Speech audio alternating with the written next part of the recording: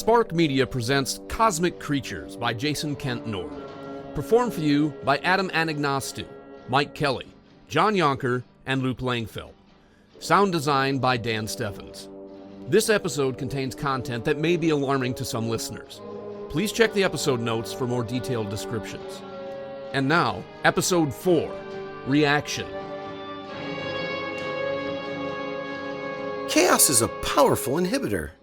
Amidst the fear and excitement, the horror and achievement, and the dread and hope all fighting for my attention, I feel adrift on waves of confusion and anxiety.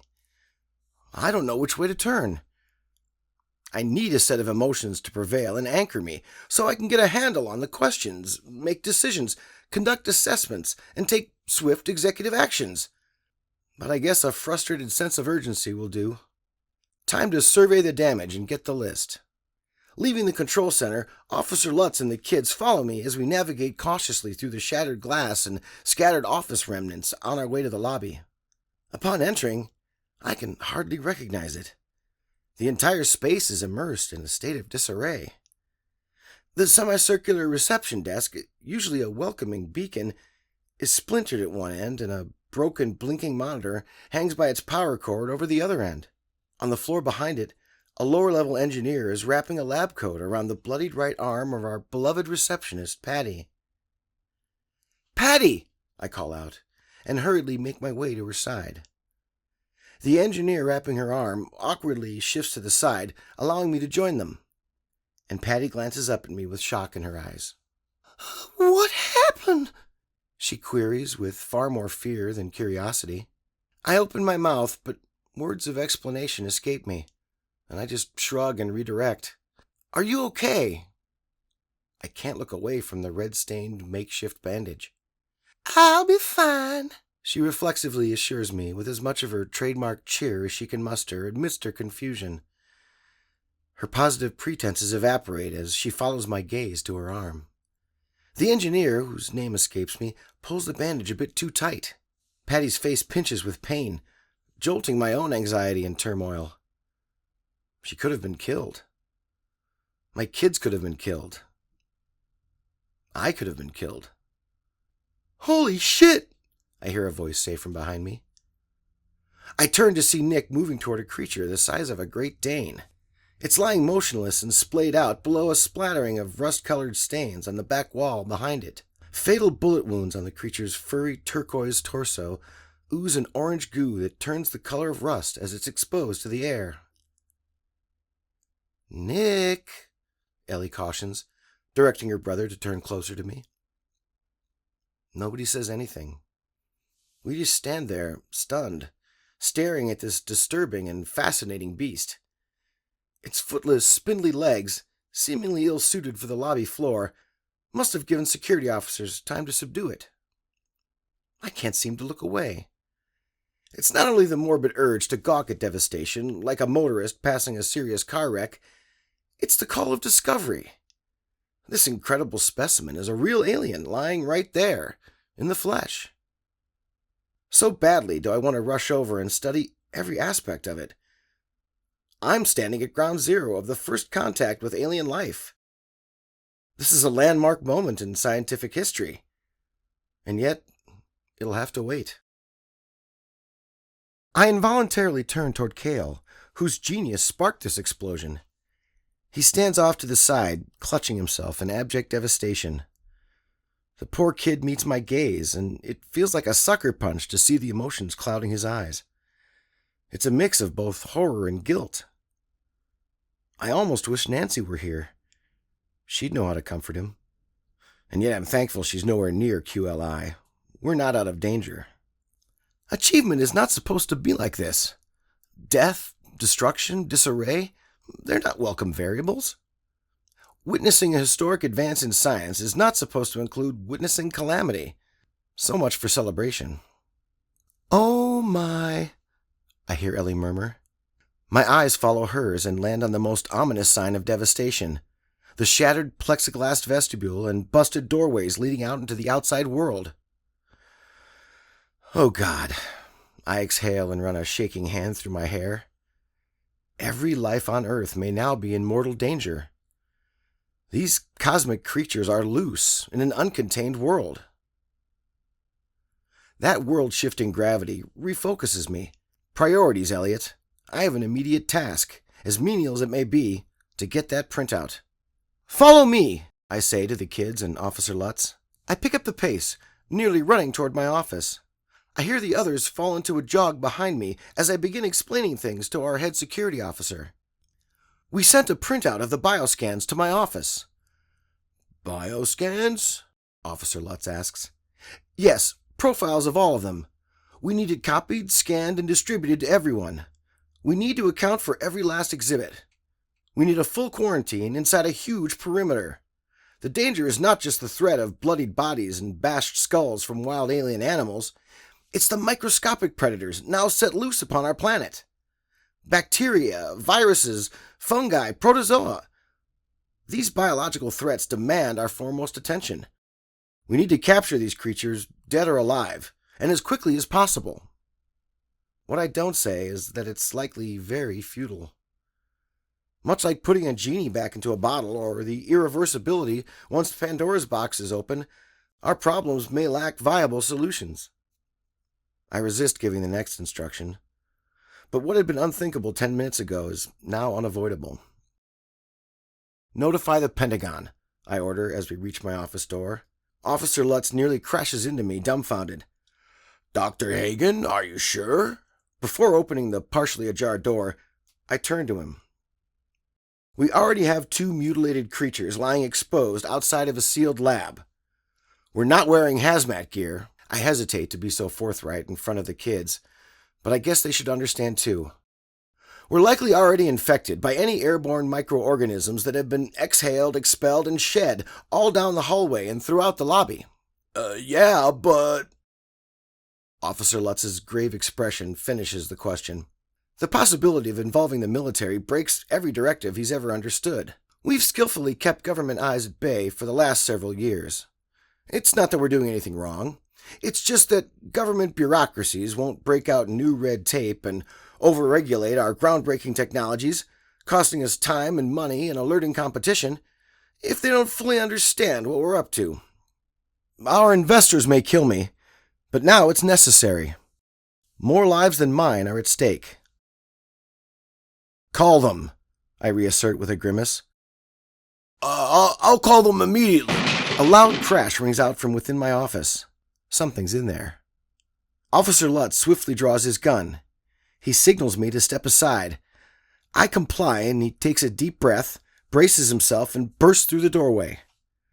I follow in closely behind and spot Cindy, my secretary, cowering in the far corner. She's silent and wide-eyed. Seeing her, and not some hostile beast, pulls me back from the edge of a fear cliff. Lutz relaxes too, but Cindy remains frozen with fright even as she notices us. Cindy, I prod. It's okay now, An instantaneous, full-bodied flood of fear and adrenaline consumes me as I realize she's looking out at us, but above us. A sudden, terrible, animalistic hiss showers down on us. Officer Lutz and I whip around and are confronted by the same little gremlin-like creature that hissed at us earlier. It hangs from the ceiling above the doorframe. In a flash, it swings down at us. Lutz and I duck, and it swings through the door out into the hallway, crash landing on Ellie's shoulder. Ellie shrieks as it springs off her. Officer Lutz and I burst into the hallway to see it bouncing furiously down the hall like a rabid marmoset. Lutz takes a shot. He misses, and the bastard disappears around the corner to the lobby and exit. Its likely escape doesn't match the horror it wreaked on my daughter, who is my immediate concern. I rush over to her and grab her face in my hands, examining her frantically. She stares back, too stunned to speak. Ellie, are you okay? Are you hurt? Did it bite you or scratch you or... I trail off as she touches a trembling hand to her shoulder where it had briefly perched. I pull her hand away and inspect several small rips in her shirt. I frantically, and perhaps a little too aggressively, pull up her short sleeve to see if its claws broke skin. Dad! Ellie complains, rebalancing herself. I ignore her and focus on a pair of scratches across her skin. I wipe at them with my thumb as if hoping that could rub them away. I stare intently. waiting to see if blood has been drawn. "It's fine. It barely hurts," Ellie assures me. While I can breathe, slightly reassured that there's no blood, all I can think of is microbes finding their way in. The first aid kit on this floor should contain a wound cleanser. I need to find it soon. "Tell me you have it! Tell me it's there!" We hear Dr. Mintz's voice as she comes running up behind Nick and Cale in the hallway. "The printout!" I rush to my printer, which sits on the desk above where Cindy remains in a state of shock. I silently curse, seeing her poor state. She too deserves some attention, but there's no time. There's too much to triage. Someone else will need to comfort her. "Cindy, Patty needs you," chimes Dr. Mintz in her usual blunt but smart manner. This seems to pull Cindy out of her stupor, and she mumbles something incoherently, moving toward the door. Dr. Mintz pats her on the shoulder and sends her on her way, then returns to wryly mutter, "Workers' comp claim number 2. The printer tray holds a number of pages. I grab them up and inspect the last page to confirm they all printed. "All 37 exhibits," I announce. Dr. Mintz locks onto me with an intense stare. "Elliot, we need you working on that bioscanner." As much as I hate the idea that I need to go focus on some equipment issue, I can't object. We need to understand how many creatures got out and which ones. That means performing another scan of the capture bay to see which of the 37 are still in there. As much as I want to do a million other things, having set up the original scanner, this is my task to tackle. I stifle the urge to let out a petulant curse. Dr. Mintz has an order for Officer Lutz, too. "We need to—" "The military," interrupts Officer Lutz. "I'm on it." Dr. Mintz must have had something else in mind. "What?" Her eyes nearly bulge out of her head. No. We can handle this." "We have biologicals on the loose, Luann," I argue. "We have no fucking choice." She doesn't seem to know what to say at first. I'm ready to debate, but her response is delayed and ultimately concessional. "Already?" she laments. "The horses, or whatever the hell they are out of the barn," I reply. Containment is paramount. I begin to move on, physically undertaking the tasks at hand, when Dr. Mintz reverts to her loud, charismatic self. "You know," she says, smiling, "we just made history." She turns toward Cale and takes a prolonged moment to admire the boy for the incredible discovery we all witnessed. She slowly nods and grants him a smile of respect. I also pause, looking to Cale, and offer a nod in agreement. But rather than sheepish acceptance, I see only bleakness and pain clouding his eyes.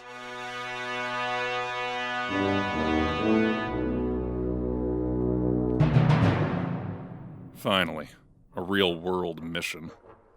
But the excitement is muted by doubts it's probably a false alarm. There's also the anxiety that it could be real, that I'll be in harm's way. You know, on second thought, I'm not sure I like this.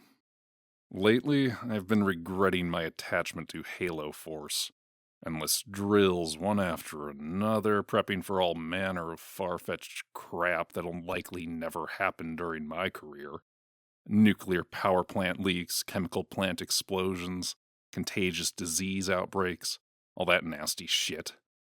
And then there's the truly batshit scenarios. Zombie apocalypses, alien contact, and rabid animal uprisings. God help humanity if any of those ever do happen. Like, if this supposed situation is one. Colonel Harstad sent out the real-world command code, but no word on the mission classification. I have no clue what we're up against, but we're mobilizing. It's gotta be a false alarm or some minuscule chemical spill or radiation leak that's been blown way out of proportion. Or at least I hope so. Suddenly, I'm not interested in dying of radiation or chemical poisoning. Just give me something to shoot at. Scanning the scene, the stealth and conventional helicopters whirring into action, the trucks zigzagging from all directions into a neat line, and the soldiers sprinting towards both. I look for the one guy who matters most. Ah, there he is, the cranky old bastard. Always loud-mouthed and all business. Move it, Colonel Harstad barks. We've got an Alpha 6 containment. Isolate and exterminate. Alpha 6? Yeah, right. I'll believe it when I see it. Colonel, tell me you didn't just say Alpha 6? I lightly challenge. His shrug indicates a "you heard what I said" confirmation. By the book, Major Wragge, he adds, using his signature style of always using rank and name, when almost everyone else only uses rank. Alpha 6 is pure bullcrap. Alpha, meaning alien. 6, meaning containment of creatures. Alpha 1 would have been intelligent hostiles. 2, intelligent non-hostiles. 3, intelligence or intent undetermined. And 4, UFO. But 5 and 6 are crazy town. An open portal to another world and loose alien creatures. In reality, it's probably somebody's pet tiger or a diseased lab monkey on the loose. Nothing a trank or 50 cal won't solve. The script for Alpha 6 largely escapes me. There haven't been training exercises for it in some time. The fact that training never existed for such a fantasy had always annoyed me. Establishing a containment zone is about all I remember. Is there even a full book to go by, sir? I ask the colonel. There always is, Major Wragge, he replies. Looks like you get a retirement party after all, sir, I jest before leaning into a sprint toward my ride. Poor bastard only has 2 days left, and part of me wonders if someone is pulling a gag on him, and if so, part of me wishes I'd thought of it first. Out with a bang! I hear him holler. I smirk. Let's hope that only applies to him and his retirement.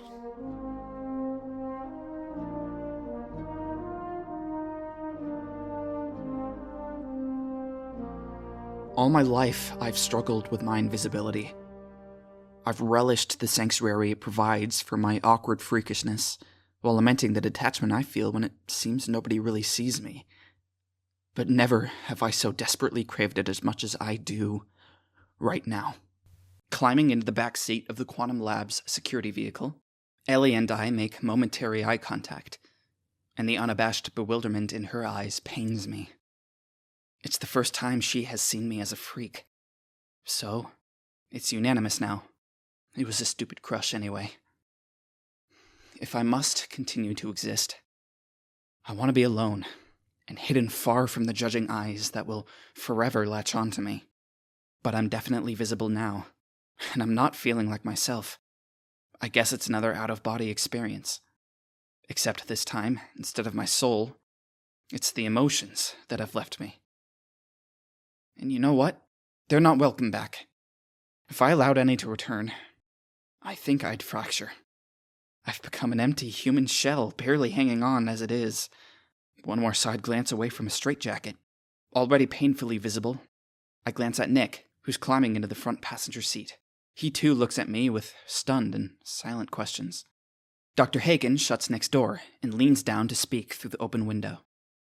I called Mom. She's visiting Aunt Anne, and I told her to stay there in Ashland for now.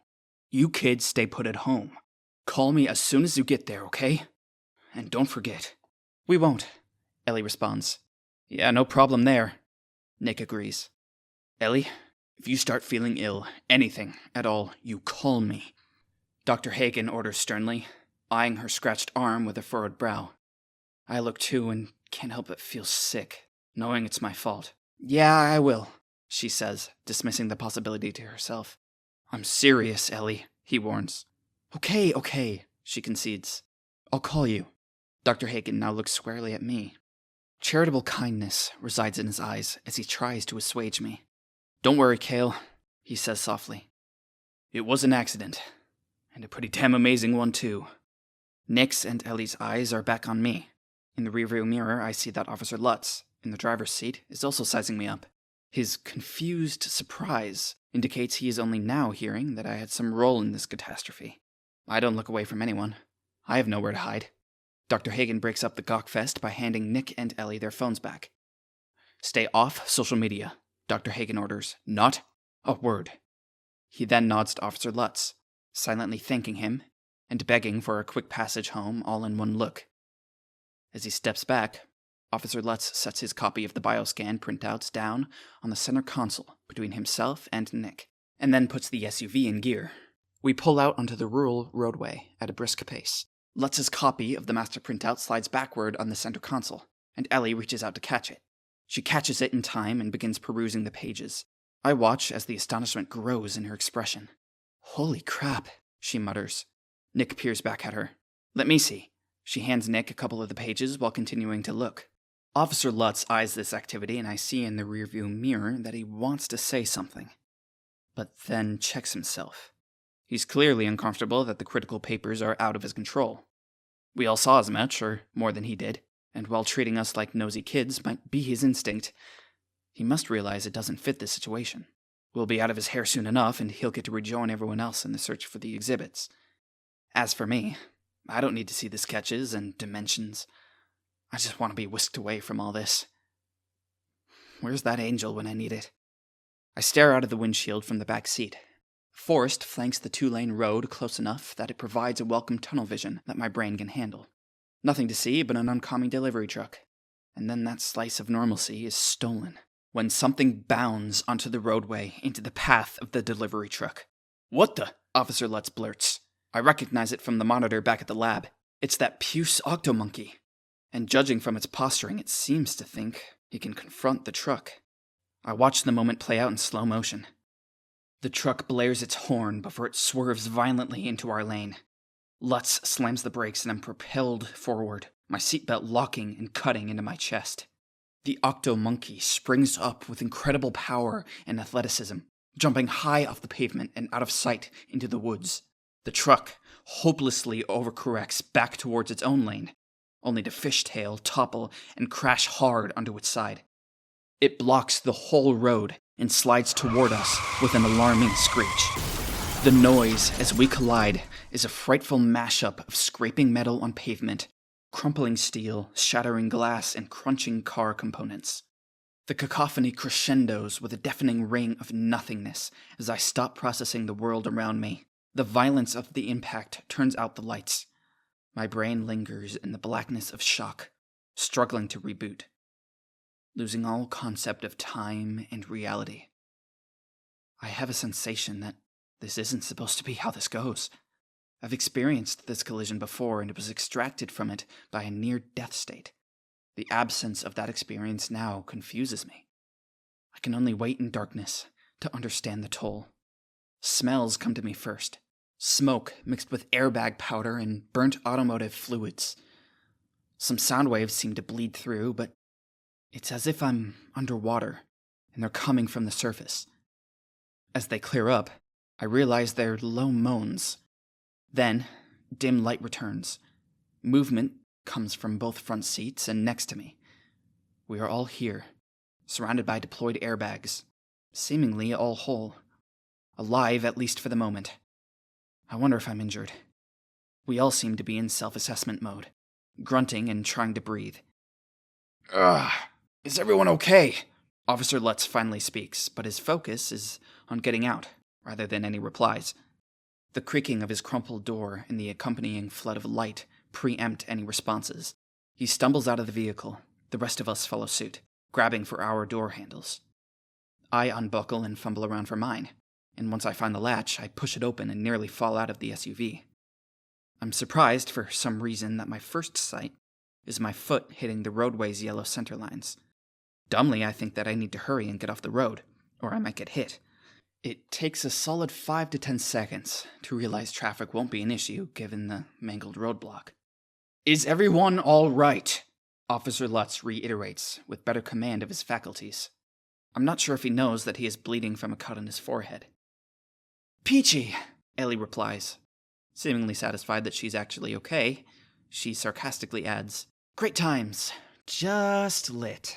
That was most definitely not lit, Nick adds irritably. I say nothing, and just look at Officer Lutz. I wasn't okay before, and I won't say so now. Up ahead on the road, the delivery driver is pulling himself up through the passenger window of his wrecked truck, which remains on its side. Absurdly, his preoccupation is not on the collision or anyone's condition, including his own. Did you see it? He calls, hobbling over to us, his eyes wild. Did you see that thing? Officer Lutz seems to shift into security guard mode, dismissively acknowledging, "We saw it."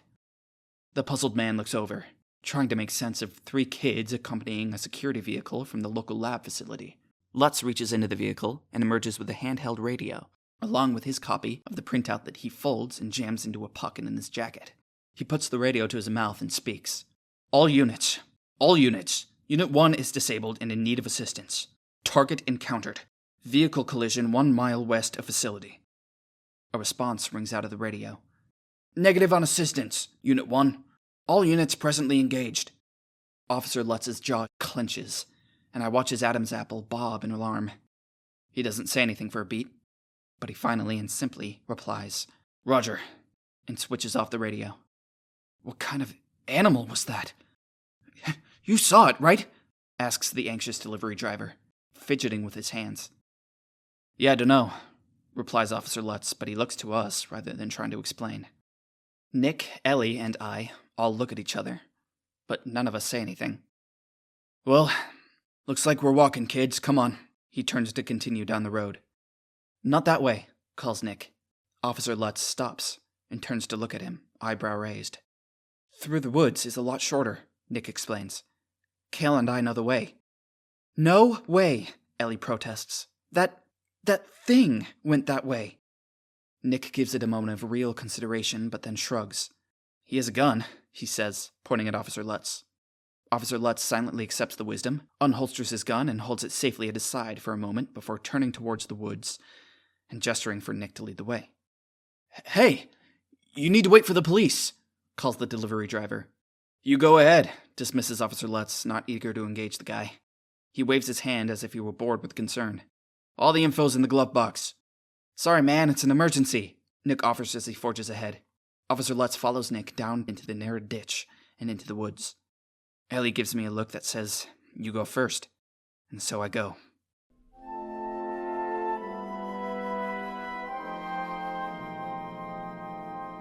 I normally feel at home in the woods. It's where I retreat from my troubles. But now, everything is different. On top of not being able to return to my actual house, and having become a burden on my friend and his family, I've also unleashed into these woods, into my woods, a potential threat that could destroy the ecosystem and every facet of my life. Hell, I have everyone's lives. This feeling of doom and gloom consumes me, and I can't help but feel like we're dead men and girl walking. Despite these bleak thoughts, I survey my surroundings with a curious eye, on the lookout for any signs of the intruding creatures that could be lurking anywhere. I search for signs of them, for signs of their impact on my beloved woods.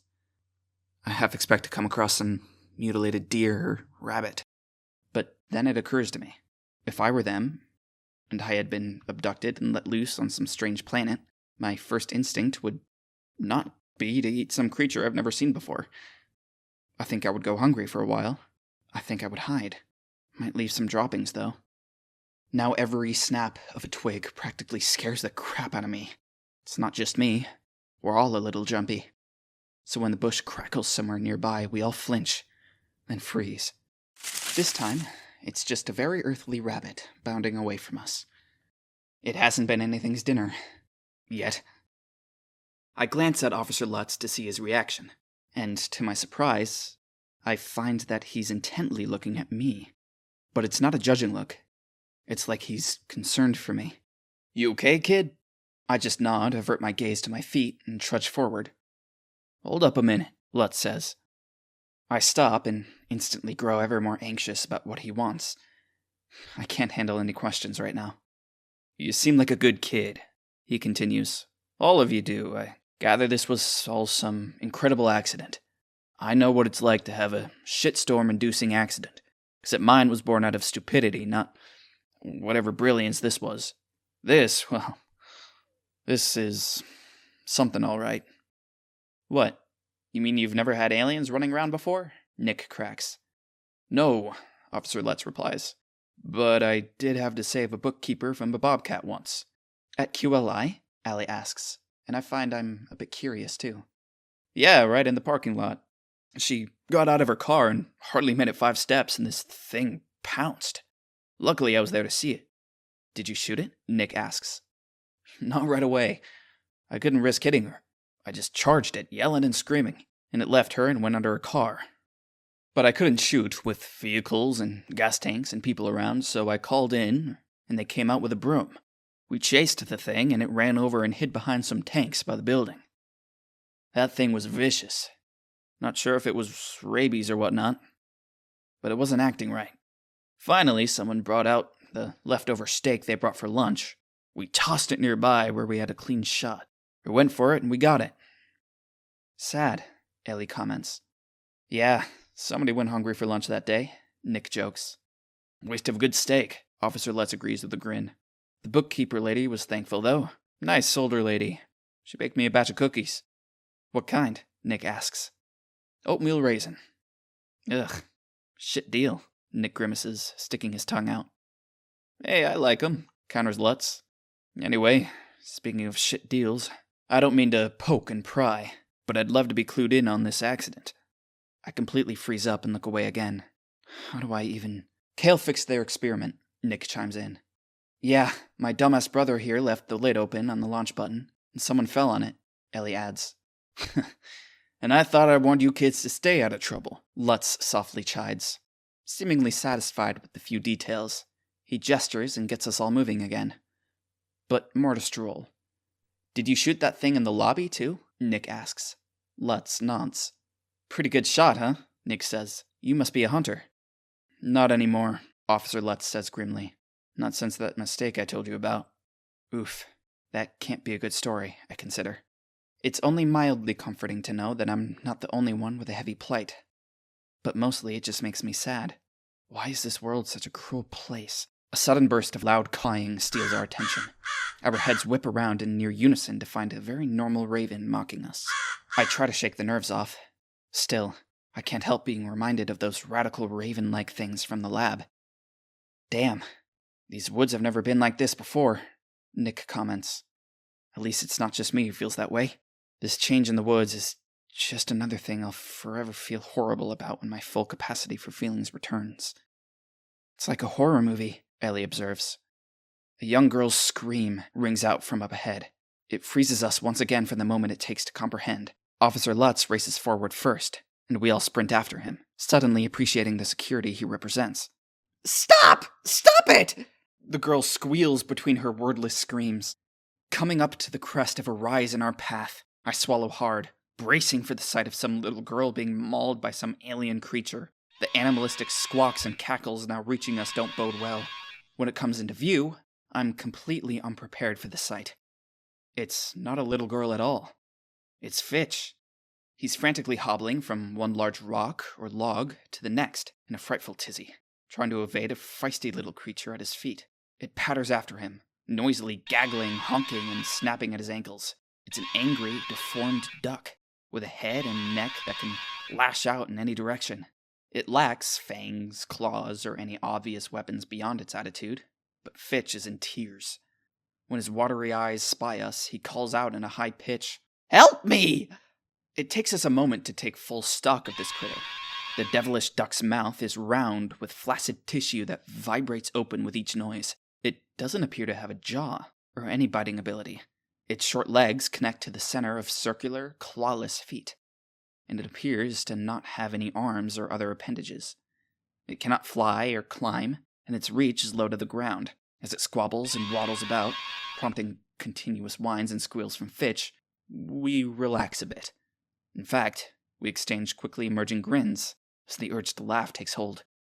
"Oh, Fitch," Nick teases. "Looks like you got a new friend." "Get it away from me!" Fitch shouts. "It's not funny!" But it is, and a welcome relief washes over me so quickly that I involuntarily let out a laugh. Doing so immediately feels wrong, like I just let out a fart in class. I see Ellie with a hand to her mouth, trying to suppress giggles. Nick just beams as Fitch continues to sob in sheer terror at the cute little cosmic duck. While Fitch's emotional state may be amusing, I'm increasingly intrigued by the duck. It shouldn't be too hard to capture. My mind races with all we could learn from it. I don't see Officer Lutz pointing the gun until the bullet sends a shock wave through my body. Lutz's face is impassive. He doesn't so much as exhale as he sends a second shot straight into the ducky critter's body, sending it flopping onto its side a foot away, where it lies motionless and quiet. A small gush of orange blood squirts out from the entry wound, some dribbling down its belly. "Oh, thank God," Fitch says, scrambling over to us with jittery relief. Ellie, Nick, and I all reel from the stunning horror and stand aghast. "You killed it," Ellie protests softly. I agree with Ellie's sentiment. Killing it so ruthlessly seemed rash and unnecessary. These creatures may not be from our planet, but they are still living beings. It wasn't the little guy's fault it was here. It was mine. Fitch, on the other hand, fosters no such sentiment, and is breathlessly traumatized by the whole alien encounter. "What was that thing?" His voice is still unnecessarily shrieky. "That little guy?" Nick answers, shaking his head. "That was nothing." Fitch is understandably dumbfounded. Officer Lutz turns and notices that Ellie and I are still sharing appalled reactions. "Sorry, kids," he says. "Look, these things may be more dangerous than they seem. They don't belong here." "Wait, what do you mean, things? There's more?" Fitch's voice goes impossibly higher. "We were at Dad's lab in Cale," Nick starts. I wince. I can tell Nick regrets going there as he rephrases. "There was an accident. All these creatures from another planet appeared, and now they're loose." Fitch gawks, stupefied. Nick sighs, recognizing how outrageous that sounded. He can only back it up with an unyielding stare to convince Fitch he's telling the truth. Ellie interrupts the moment. "You can't just kill it like that," she says to Officer Lutz. "It might be the only one that humans will ever see," I say, taking Ellie's side. Officer Lutz sighs. As much as he's tried to be cool, I suspect that he has no desire to be babysitting us and to have to explain himself to some kids. I watch his facial expression morph as he searches for the best response. "Look, I don't think of it as killing, whatever it was. Think of it as saving our animals and our families. Could be carrying deadly germs. Doesn't belong here. We do." "What is going on?" Fitch finally exclaims, incredulous of this whole conversation. No one in our group says anything. We hope you've enjoyed Cosmic Creatures, a SPRQ Media production. This program was directed and executive produced by H.G. Zeissler, featuring the voice talents of Adam Anagnostou as Cale Rhodes, Mike Kelly as Russell Rhodes, John Yonker as Dr. Elliot Hagen, and Luke Langfeldt as Major Wragge. Text copyright 2022 by Jason Kent Nord. Illustrations including cover and episode art by Meredith Tuve. Sound design by Dan Stephans. Story edits by Emily Nord and H.G. Zeissler. A special thanks to our founding SPRQ storytellers. Rest assured that no animals, cosmic or earthly, were harmed in the production of this episode. Enjoyed what you heard? Check out more SPRQ stories and find out more about SPRQ Media on our website, SPRQmedia.com. That's SPRQmedia.com. Or check us out on Instagram or Facebook at SPRQ Media. Links in episode notes. Interested in telling stories? Apply to be a SPRQ storyteller today. We're looking for writers, editors, composers, voice talent, and more. It takes a village to tell a story, and we need you. Link in episode notes. Audio production copyright 2024 by SPRQ Media LLC, all rights reserved.